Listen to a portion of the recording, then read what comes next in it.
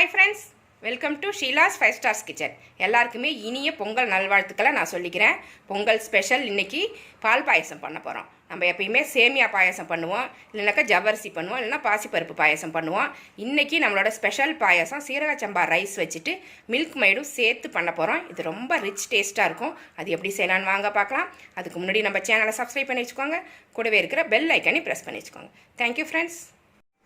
சீரக சம்பாவில் இப்போ வந்து நம்ம பாயசம் பண்ண போகிறோம். மில்க் மைட்லாம் சேர்த்து இந்த பாயசம் பண்ணுறது ரொம்ப நல்ல டேஸ்ட்டாக இருக்கும். இந்த பொங்கலுக்கு ஸ்பெஷல் பாயாசமாகவும் இருக்கும்.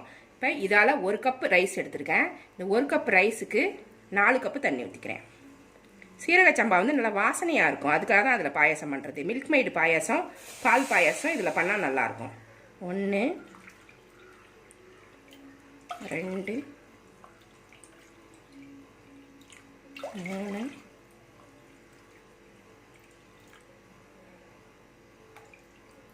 1க்கு 4 தண்ணி வைக்கிறேன். 1 கப்பு அரிசி எடுத்திருக்கேன், சீரக சம்பா எடுத்திருக்கேன். நல்லா வாஷ் பண்ணி எடுத்து வச்சுருக்கேன். இதை இதில் போட்டுருவோம். இந்த சீரக சம்பாவோட வாசனை வந்து இந்த பாயசத்துக்கு, பால் பாயசத்துக்கு ரொம்ப நல்லாயிருக்கும். அது மில்க் மைடும் சேரும்போது நல்லா க்ரீமியாக நல்லாயிருக்கும். எப்பயுமே நம்ம சேமியா பாயாசம் தான் செய்வோம், இல்லைனா பாசிப்பருப்பு பாயாசம், ஜவ்வரிசி பாயாசம் எல்லாமே பண்ணியிருப்போம். இது கொஞ்சம் டிஃப்ரெண்ட்டாகவும் இருக்கும், நல்லா ரிச் டேஸ்ட்டாகவும் இருக்கும். இதை போட்டுட்டு இதை மூடிடும்.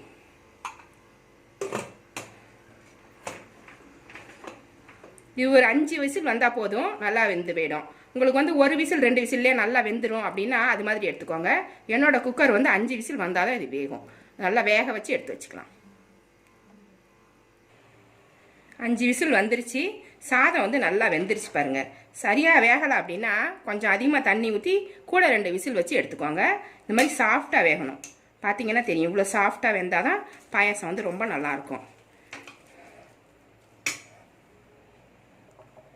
இப்போ இதில் காய்ச்சி ஆற வச்ச பால், காய்ச்சின பால் கொஞ்சம் சூடாக இருந்தாலும் பரவாயில்ல, இதில் சேர்த்துக்கலாம். நம்மளுக்கு எவ்வளோ பாயாசம் தேவையோ அவ்வளோ பால் ஊற்றிக்கலாம். கொஞ்சம் திக்காகவே பார்த்துக்கோங்க, ரொம்ப தண்ணியாக இருந்தால் நல்லா இருக்காது. நம்மளுக்கு ஸ்பூனால் எடுத்து சாப்பிட்ற அளவுக்கு இருந்தால் தான் பாயாசம் வந்து ரொம்ப டேஸ்ட்டாக இருக்கும்.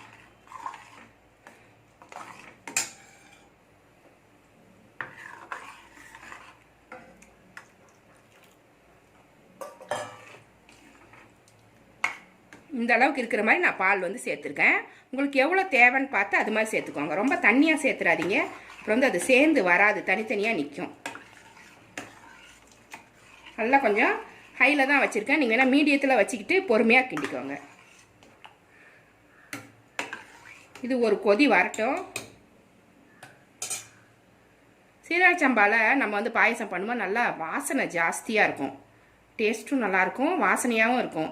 இது வந்து மில்க் மைடு வந்த காலத்தில் இந்த மில்க் மைடில் ஒரு புக்கு வரும். இதில் வந்து நீங்கள் அரிசி இந்த மாதிரி சீரக சம்பா வேக வச்சு மில்க் மைடு சேர்த்து பாயசம் பண்ணும்போது நல்லாயிருக்கும், செஞ்சு பாருங்கள் அப்படின்ட்டு அதில் ஒரு செய்கிற அந்த மெத்தடெல்லாம் போட்டிருந்துச்சு. அப்போ செய்ய ஆரம்பித்தது கிட்டத்தட்ட இது ஒரு 30 வருஷத்துக்கு முன்னாடியே அந்த புக்கு வரும். அது கூட மில்க் மைடு டின்னு கூடவே வரும். அதில் கற்றுக்கிட்ட பாயாசம் இது. அதுலேருந்து இது ரொம்ப பிடிக்கும் எங்கள் வீட்டில் எல்லாருக்குமே.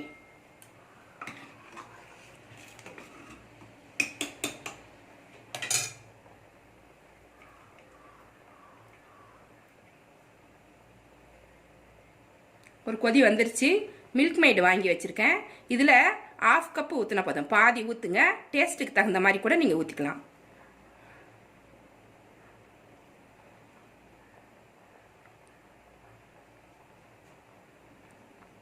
அது மாதிரி இதை வந்து நம்ம பொங்கலுக்கும் ஊற்றினா நல்லாயிருக்கும்.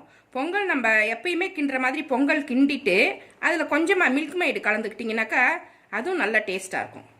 இது ஒரு க்ரீம் மாதிரி இருக்குது பார்த்தீங்களா, ஸ்வீட் க்ரீமு, அதனால் ரொம்ப டேஸ்ட்டு கொடுக்கும். இது பொங்கலுக்கும் இது நல்லாயிருக்கும். சக்கரை பொங்கலில் ஊற்றி விட்டுறணும். ஒரு 1/2 கப்பு அளவுக்கு இதை ஊற்றிருக்கேன் நான்.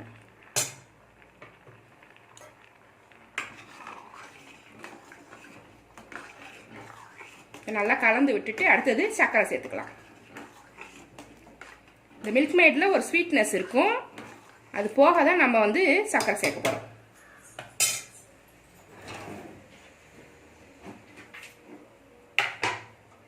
இந்த கப்பால் 1 கப்பு அரிசி போட்டோம். இதில் 1.5 கப்பு நான் சீனி போடுறேன். ஸ்வீட் வந்து உங்களுக்கு தகுந்த மாதிரி கூட நீங்கள் போட்டுக்கலாம். நான் 1.5 கப்பு போடுறேன். 1 கப்பு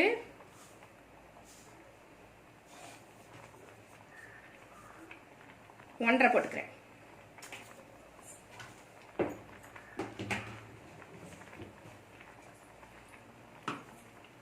ஏலக்காவையும் இதில் போட்டுக்கிறேன்.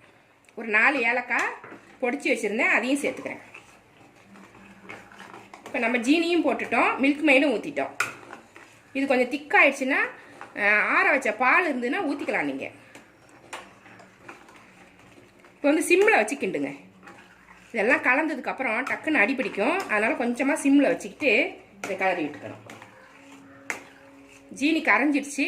இதை மாற்றி வச்சுட்டு நம்ம வந்து முந்திரி திராட்சையெல்லாம் எடுத்து வறுத்துக்கலாம். முந்திரி திராட்சை வறுக்கிறதுக்கு ஒரு சின்ன வானல் போட்டிருக்கேன். அதில் கொஞ்சமாக நெய் போட்டுக்கலாம். நான் ஒரு 3 ஸ்பூன் அளவுக்கு போட்டுக்கிறேன்.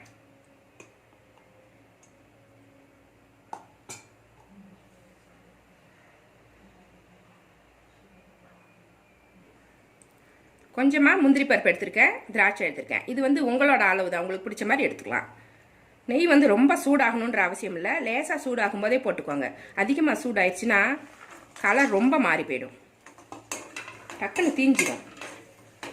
லேசான சூடு இருக்கும்போதே இதை பொன்னிறமாக வறுத்து எடுத்துக்கணும்.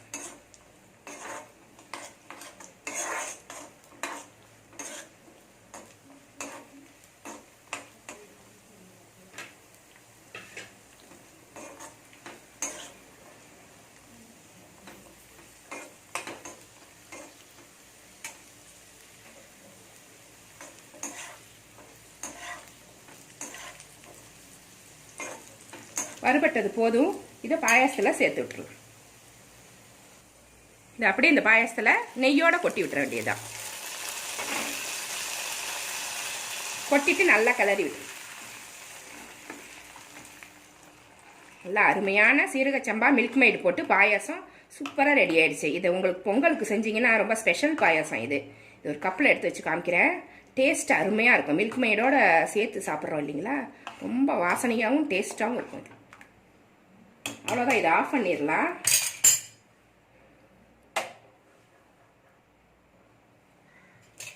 இதை ஒரு கப்பில் அப்படியே எடுத்துரும்.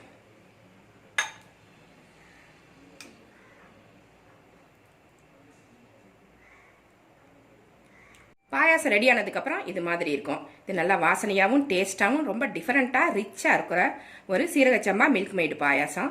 இது பொங்கல் ஸ்பெஷல். இது மாதிரி நீங்களும் உங்கள் வீட்டில் செஞ்சு பாருங்கள். இந்த ரெசிபி உங்களுக்கு பிடிச்சிருந்தா நம்ம சேனலை சப்ஸ்கிரைப் பண்ணி வச்சுக்கோங்க.